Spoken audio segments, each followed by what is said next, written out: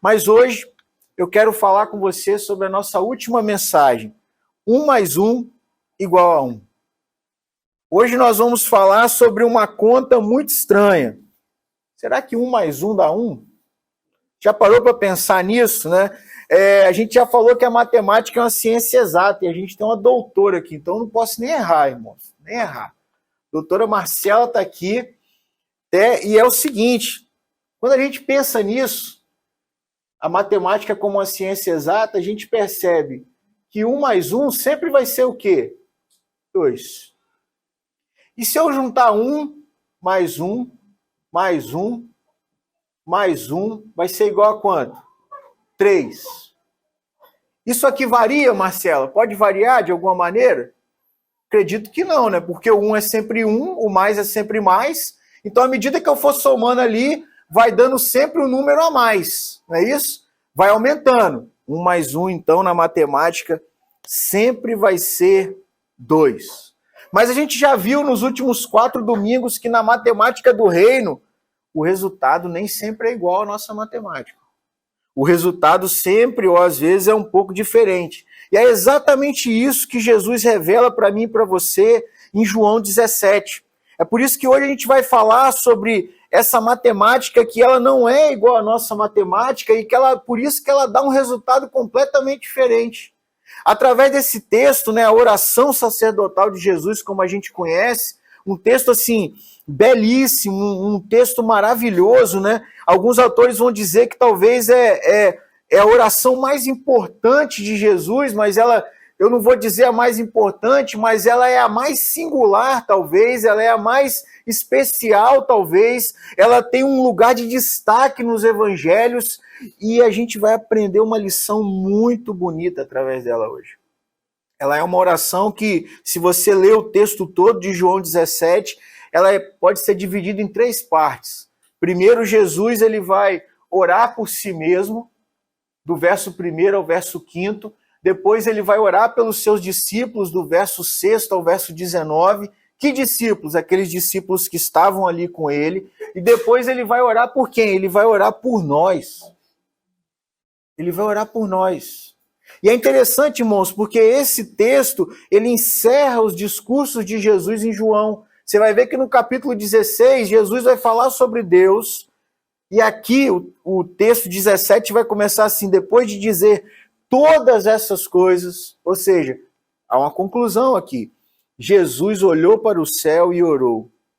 Aí ele vai começar a pedir por ele, Pai, chegou a minha hora. Glorifica o Filho, como ele glorificou o Senhor. Aí depois ele vai orar pelos discípulos, Pai, eu peço aqueles que me deste, enquanto eu estava com eles, eu os guardei. Aí ele vai dizer, né, aquela palavra maravilhosa, eu não peço que os tires do mundo, mas que os livre do mal. E aí depois ele vai orar por nós. É interessante isso, né, porque são 3 divisões que a gente pode fazer, mas elas não são muito precisas. Por que elas não são muito precisas? Fora do verso 1 ao verso 5, as outras, elas se aplicam aos 2 tipos de pessoa. Se aplicam tanto à igreja de hoje quanto à igreja de ontem. Tanto aos discípulos naquele momento, quanto aos discípulos de hoje. Mas é fato que Jesus faz algo maravilhoso aqui. Ele ora por nós. Você já parou para pensar no que acontece aqui? Nós temos algumas pessoas na história do cristianismo que a gente não vou dizer que a gente idolatra, a gente não pode dizer isso, né? A gente não idolatra. Mas a gente admira muito a história delas. Por exemplo, Kátia, você admira alguém na história do cristianismo? Pessoas mais perto da minha realidade. Mas do passado, grandes homens ou mulheres? PA, você admira alguém? Quem? Spurgeon, nossa, príncipe dos pregadores, né? Meu colega Reginaldo, você admira alguém? Na atualidade tem tantos, por exemplo, Hudson Taylor. Hudson Taylor, grande missionário Hudson Taylor. Ontem eu conversava com meu pai sobre o William Carey, né, o pai das missões modernas. Chegaram para ele e disseram assim, não, nós não vamos te enviar para a Índia para ser missionário, porque se Deus quiser que a Índia seja salva, vai trazer os indianos até a igreja. Aí ele falou, não, cara, não é assim não, nós somos a resposta. E aí foi o pai das missões modernas. Agora, você já pensou, Reginaldo, você já pensou, PA e Kátia, que não lembrou ainda, mas vai lembrar. Você já imaginou se Hudson Taylor tivesse orado por você? Já pensou se Spurgeon tivesse orado por você? Se um desses homens e mulheres do passado, Kátia, tivessem orado por você? Não é uma coisa maravilhosa? Não é uma coisa tremenda? É igual um dia eu estava conversando com um rapaz que se chama Daniel e eu falei assim, cara, eu queria que na Bíblia tivesse escrito de mim o que está escrito de Daniel. Que na Bíblia está escrito assim, Daniel, homem muito amado no céu. Mas é exatamente isso que Jesus fez. Ele intercedeu por nós. Antes de sacrificar-se por nós, guarde isso, Jesus orou por nós. Antes de eu e você conhecermos a Jesus, Jesus já havia orado por nós. Já havia intercedido por nós. E ao fazer isso, ao orar por nós, interceder por nós, Jesus então ele destrói completamente a exatidão dessas duas contas. E ele mostra para mim, para você, que 1 mais 1 nem sempre vai ser 2. Que 1 mais 1, na verdade, tem que ser 1.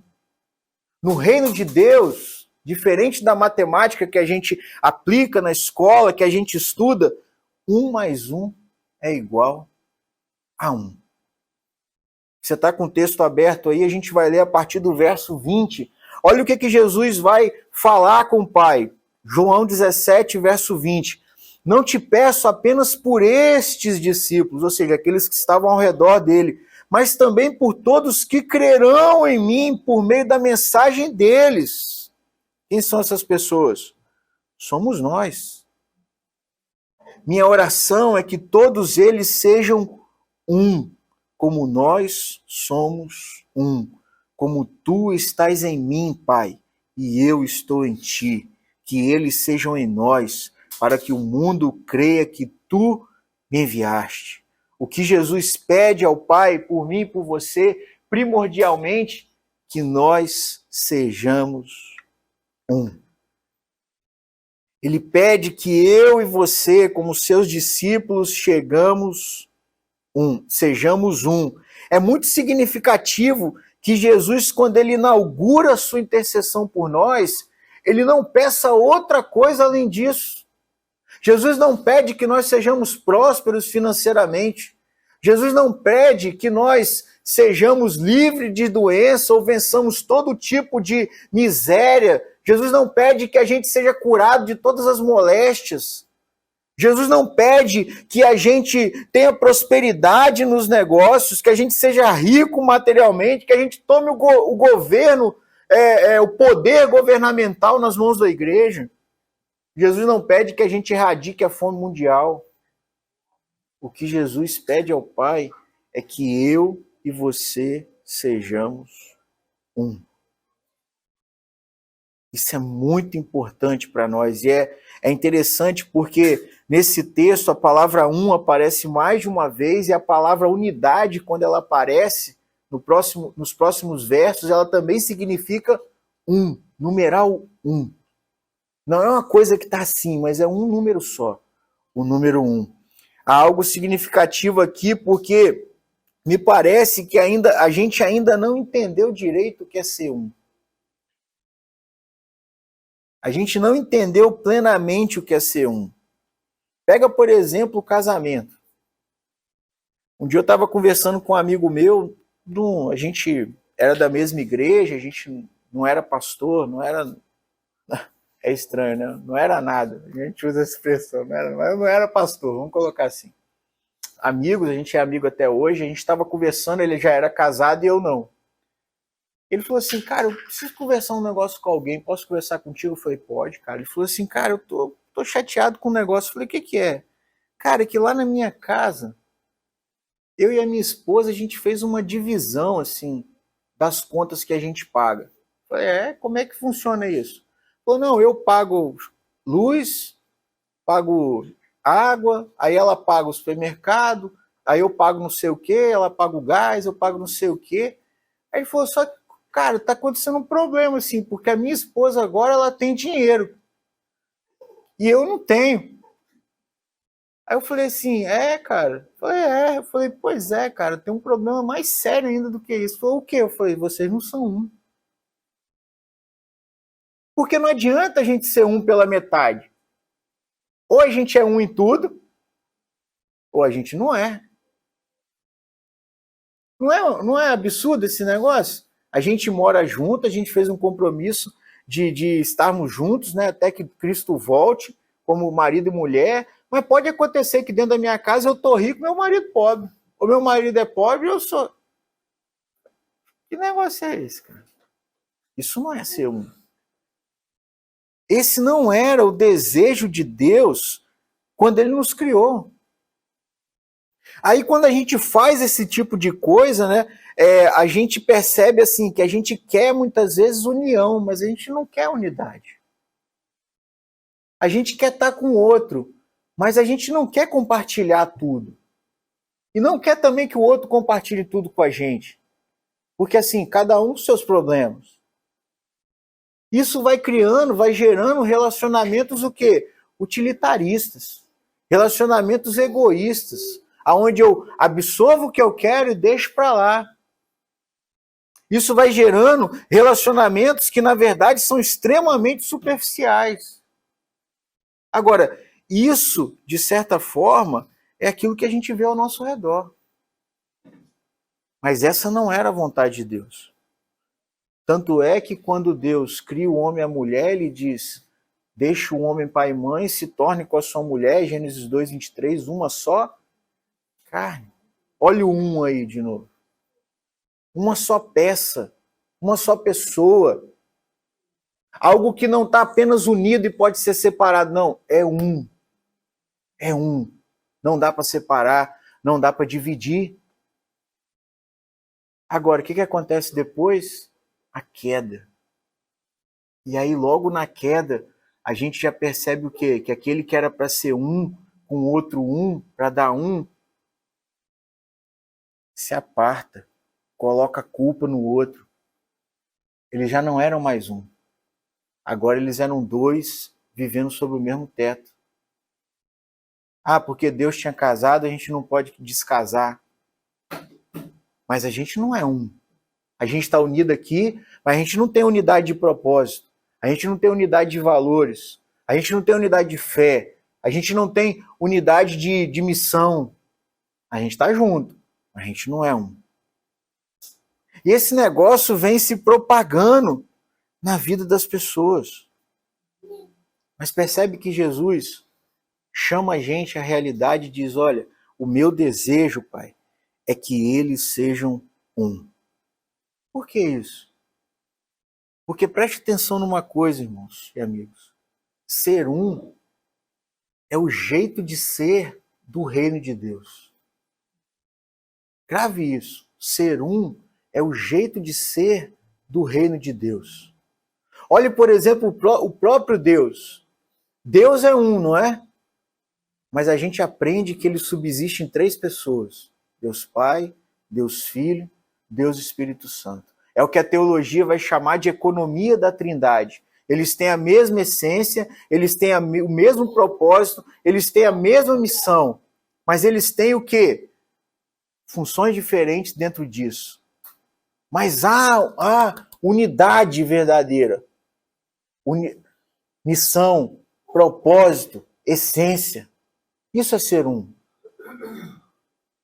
É assim que Deus é. Olha o que Deus faz então quando ele cria o homem. Ele cria o homem, ele cria uma companheira para o homem, e ele diz, olha, vocês a partir de agora vão fazer de tudo para serem um. Olha o que Deus faz quando ele então começa a estabelecer para si um povo santo. Vocês vão viver como um só povo. Olha o que ele faz, por exemplo, quando ele trabalha na obra da redenção através de Cristo.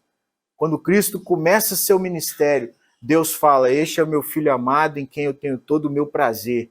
Quem estava ali junto com Cristo e com Deus? O Espírito Santo. Quando a gente abre o Apocalipse, quem está lá junto?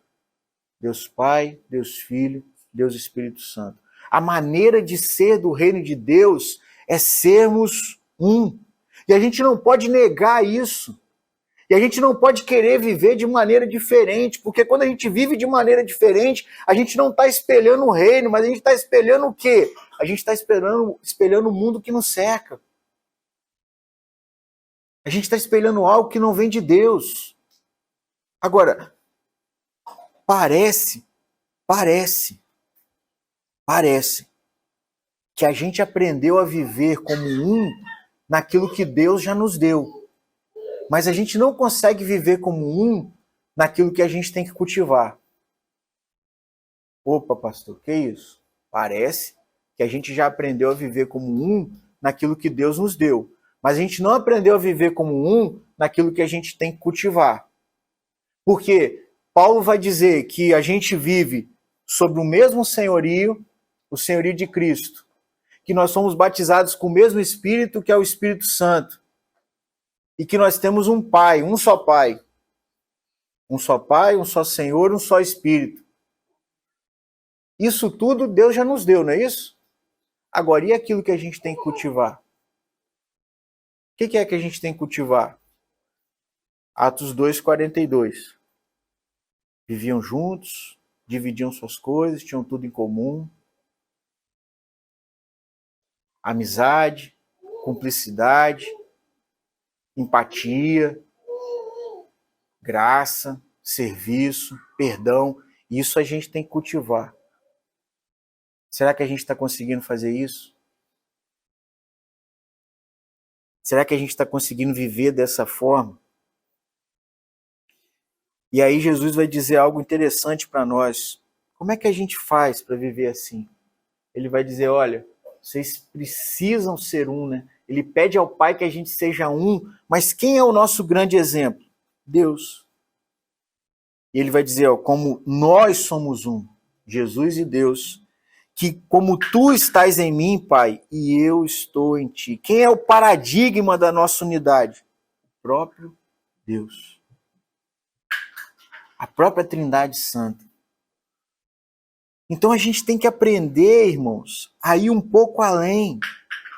A enxergar que, na verdade, quando Jesus fala isso, não é apenas uma comparação, mas é uma realidade, mas é uma verdade.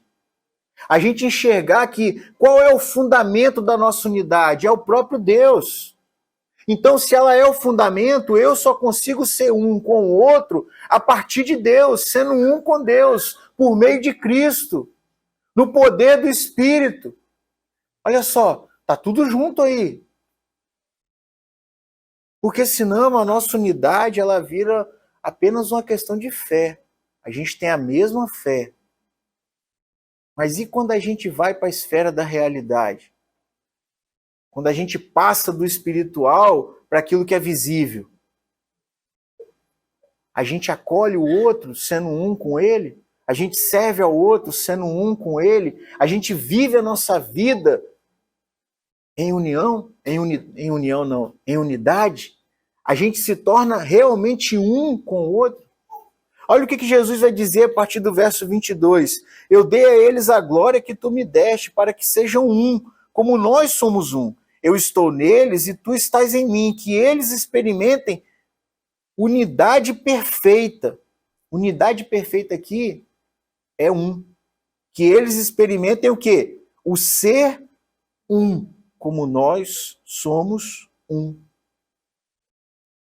O que eu e você precisamos, então, irmãos e amigos, é pedir a Deus que por meio de Cristo e no poder do seu Espírito, a gente consiga ser realmente um com o outro. Porque João nos adverte sobre algo muito interessante. Ele fala assim, olha, você não pode amar a Deus e ao mesmo tempo odiar o seu irmão. Porque se eu amo a Deus e odeio o meu irmão, como é que eu estou vivendo? Eu estou vivendo essa realidade aqui. Ó. Nós dois estamos juntos, mas a gente não é um. Eu sou um, ele é um, e soma dá o quê? Dá 2. Cada um ainda tem sua particularidade. Cada um é um número inteiro. Oh, que isso. Cada um é um número inteiro.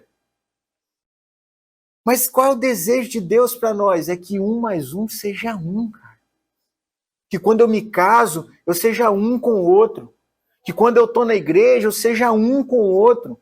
Que quando eu estou no meu trabalho, que quando eu lido com a minha família, eu seja realmente um. E ser um, irmãos, é ir além do sentimento. Ser um é ir além daquilo que nos une, que é a fé. É tornar essa fé algo real. Agora, para isso, a gente precisa entender qual é a essência da nossa fé. E qual é a essência da nossa fé? É a realidade de Deus. Jesus diz, que eles sejam um como a gente é um. Enquanto eu não entendo isso, fica difícil. Se realmente nós somos um na fé em essência, não há um motivo decisivo para a gente também não ser um na nossa vida cotidiana e na nossa vida de adoração. Qual é o motivo? O que nos impede de fazer isso? O que me impede é que o outro não é igual a mim. O que impede é que o outro não pensa igual a mim. O que me impede é que o outro não anda comigo. O que me impede... Percebe como a gente que coloca muitos impedimentos? A gente limita. Lembra? Falei que a gente limita perdão, mas a gente limita tudo. Limita a graça, limita a misericórdia, a gente limita tudo. A gente limita companheirismo, a gente limita a amizade. E cara, irmãos, e o que acontece então? A gente está chegando a um absurdo de como a gente acompanhou mês passado, né? Acho que foi mês passado, juntando com esse mês, de 2 homens atirarem um no outro, pretenderem tirar a vida um do outro e um deles perdeu a vida por uma questão de política. Quando vai chegando essa época agora de política, os pastores vão ficando assim, porque os grupos de WhatsApp da igreja têm que fazer isso, têm que fazer aquilo, mas por quê? Porque as pessoas não entenderam que elas podem ser um com o outro apesar do outro, e o outro pode ser um com elas apesar delas. Eu não preciso concordar em tudo com a Maristela para ser um com ela, para compartilhar a minha vida com ela, para ajudá-la, para abençoá-la, para servi-la. Não preciso. Ela não precisa estar certa em tudo, ela não precisa ser igual a mim em tudo, se vestir igual a mim. Não precisa. Falar como eu falo, não precisa. E essa é a beleza da igreja, é a unidade na diversidade. É isso que Paulo ensina para mim e para você em Coríntios. A beleza da igreja está aí, a unidade na diversidade. A gente é diferente, nós temos histórias diferentes, nós temos vidas diferentes, mas aquilo que nos une é muito maior do que aquilo que é capaz de nos separar, que é o quê? É Cristo. Cristo em nós. E é isso que Jesus está dizendo, olha, Pai, que eles sejam um, como a gente é um. Agora, há um propósito nisso. A gente tem que ser um só para ser um? Não. Jesus vai falar de propósito. E qual é o propósito disso? Que eles estejam em nós, para que o mundo crê que tu me enviaste. Jesus agora fala de propósito, o propósito dessa unidade. Qual é? É que a gente seja um testemunho vivo do amor de Deus. Que a gente seja um testemunho vivo da graça de Deus. Que a gente seja um testemunho vivo, que a gente expresse, que a gente espelhe Cristo andando nessa terra. Esse é o propósito da igreja, amigos. Esse é o propósito dessa comunidade, esse é o meu propósito, o seu propósito. Por que eu tenho que ser um com você? Para que as pessoas olhem para isso e fiquem admiradas. Como é que esse povo consegue? Eles são tão diferentes. Eu me lembro um dia que eu estava dando aula para a classe de novos membros e tinha 2 pessoas assim, uma numa ponta, uma na outra. Uma pessoa era doutoranda em educação, em pedagogia. E a outra era uma lavadeira analfabeta. E eu me lembro que quando a gente foi compartilhar um assunto, aquela irmã doutorando em educação, ela disse assim, eu não entendo como é que esse versículo é interpretado. E aí aquela irmã, a lavadeira, falou assim, olha, eu interpreto esse versículo assim, o pastor vai dizer se está certo. E a irmã lavadeira ensinou para outra. Há algo de muito belo nisso, há algo de muito impactante nisso. Eu falei assim, Senhor, louvado seja o teu nome, porque olha só o que o Senhor reúne aqui nessa sala. Isso precisa ser real para que o mundo seja impactado. Quando os discípulos, quando eu e você, como discípulos de Jesus, amarmos verdadeiramente um ao outro, como o Pai nos ama e como o Filho ama o Pai, quando a gente chegar a ser um com o outro, como Cristo é com o Pai, aí a gente vai ser um espelho do céu, irmão. A mesma comunhão, a mesma unidade que tem lá, vai ser expressa aqui. Uma presença física daquilo que é espiritual, quando os discípulos de Cristo mostram na sua própria vida que estão e são como o seu Senhor, as minhas ações, as minhas atitudes falam muito mais alto do que as minhas palavras. E elas apontam para o meu Senhor. É por isso que eu e você precisamos ser um, para que cada vez que a gente for mais um, né, mais unido ainda, as pessoas olhem para nós e creiam em Cristo. É por isso que aqueles de fora da igreja, quando olharem para isso e que desprezavam a Cristo, vão começar a olhá-lo com bons olhos. E vão querer ouvir falar sobre ele, mas como é que esse negócio acontece? É como eu e você precisamos ser. É assim que a gente deve viver. Mas como dizia J.C. Ryle, né, um pastor anglicano, já falecido há muitos anos, ele dizia o seguinte, com frequência, os crentes têm desperdiçado o seu tempo contendendo com seus irmãos, ao invés de contenderem contra o pecado e contra o mal. Vai inaugurar as eleições a partir de amanhã. Infelizmente, nós vamos ver famílias divididas, igrejas divididas, amigos em guerra, porque a gente não consegue ser um com o outro. Agora, isso pode ser assim fora daqui. Aqui não. Aqui nós temos que ser um.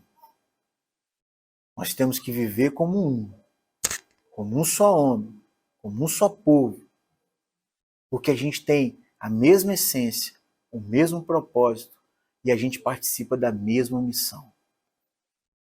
A gente aqui não vai brigar por causa disso ou daquilo.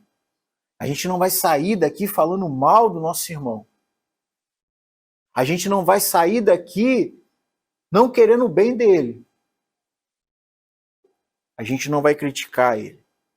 A gente vai amparar. A gente vai ajudar. Você vai falar assim, mas pastor, será que dá? Dá. Dá, irmãos. Dá. Como é que dá para fazer isso? A gente tem que voltar lá no começo. Negando a mim mesmo. Eu quero ser eu mesmo. Eu quero ser egoísta, defender o meu ponto. Aí Jesus diz, cara, nega a si mesmo. Aí eu nego a mim mesmo e faço a vontade de Cristo. Aí eu falo assim, mas Jesus, isso vai ser ruim para mim. Jesus fala, toma a sua cruz, cara. Tem uma cruz que vem da obediência. Você precisa tomá-la. Mas, Jesus, como é que eu faço isso? Ele fala, então você me segue. Eu vou te ensinar como é que você faz. Ah, mas ele falou mal de mim.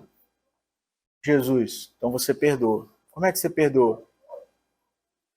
Total, incompleto, ilimitado.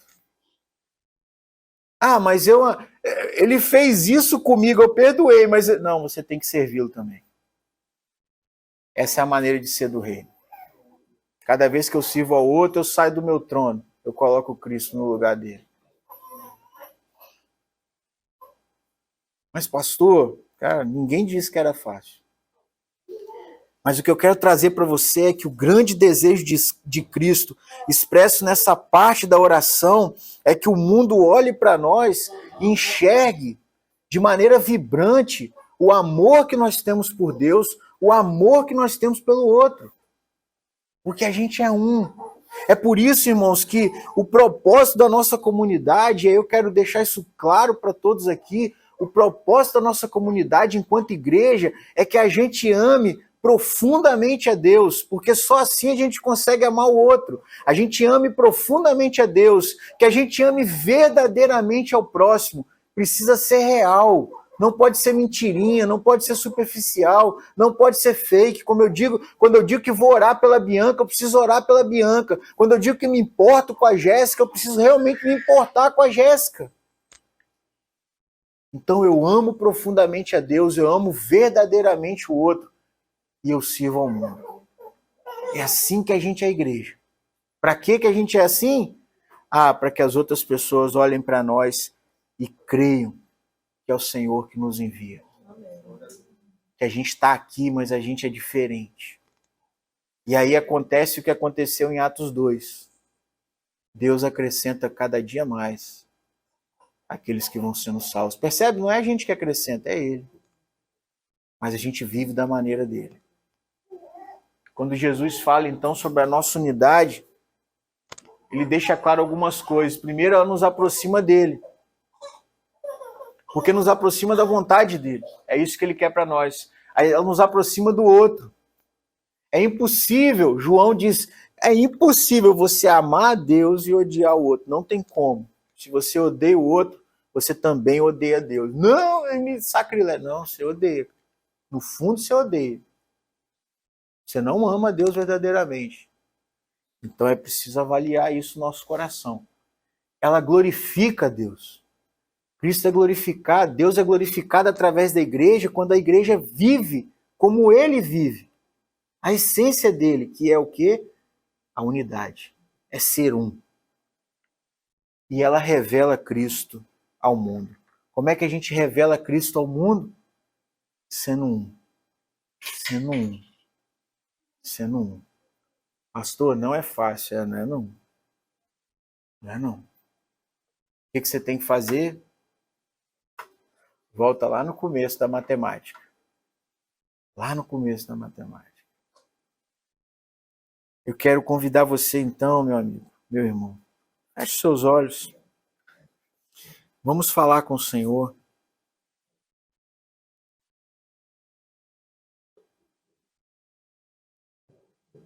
Peça a Ele graça. O que nós precisamos é graça.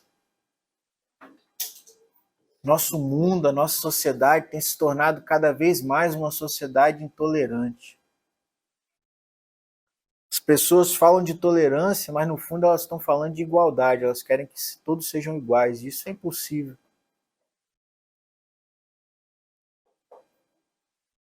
A unidade verdadeira só acontece quando a gente cede, quando a gente abre mão de algumas coisas. Não daquelas essenciais, mas quando a gente está disposto a acolher o outro, como a gente foi acolhido por Deus. Para que isso aconteça é necessário graça. Graça. Santo Deus, amado Pai, o desejo do Senhor para nós é que nós sejamos um, Senhor. Sejamos um. O desejo do Senhor para nós como discípulos do Senhor, como igreja do Senhor, é que a gente seja um com o outro, como o Senhor é um com o Pai, Deus. Isso glorifica o Teu nome, isso revela o Senhor ao mundo, Pai, esse mundo tão intolerante, esse mundo tão violento, onde as pessoas deixam de se falar, Deus, por coisas tão pequenas, tão banais. Nós precisamos ser um espelho para elas, Deus, que reflita o Senhor. Por isso, Deus, uma vez mais, quebranta o nosso coração. A gente quer voltar, Deus, a voltar lá atrás, Senhor. Lembrar que a gente precisa negar quem a gente é, Deus. Não negar quem o Senhor é, negar quem nós somos. Para que a vida do Senhor seja formada em nós, Deus. Isso quebranta o nosso coração, Pai. Nos torna alguém mais parecido com o Senhor. Quanto mais a gente se parece com o Senhor, mais as pessoas vão ver o Senhor em nós. E essa comunidade aqui, Senhor, a Igreja Presbiteriana Redenção, a gente está sendo formado pelo Senhor. Meu Deus, que o Senhor derrame graça sobre nós, Pai, que a nossa unidade, que a nossa comunhão, ela seja verdadeira, Senhor. Verdadeira, Pai. Que nós nos importemos um com o outro, que a gente queira estar com o outro, que a gente seja um com o outro, Deus. Que isso não seja fake, que isso não seja superficial, que os nossos relacionamentos sejam reais, que eles não sejam utilitaristas, que eles não sejam egoístas, Deus. Mas que a gente ame verdadeiramente um ao outro. Que a gente ame verdadeiramente ao nosso próximo. Aqueles que podem retribuir a nós e aqueles que não podem, porque essa é a vontade do Senhor. Louvamos ao Senhor, Deus. Agradeço pela vida de cada um dos meus irmãos aqui nessa noite. Peço que o Senhor esteja com cada um de nós durante essa semana. Que o Senhor esteja nos guardando, nos fortalecendo, nos animando, Pai. E que a gente esteja com o Senhor como a gente cantou, Pai. Ao acordar, ao descansar, na correria do dia, que a gente esteja com o Senhor, Deus. De maneira especial, Pai, esteja com a Suzane, Deus. Suzane tem uma consulta difícil terça-feira. Ô Senhor, eu quero pedir que o Senhor derrame graça sobre ela, Pai. Que o Senhor esteja ali de uma maneira muito singular, Deus. Singular mesmo, Pai. Fazendo o que só o Senhor pode fazer.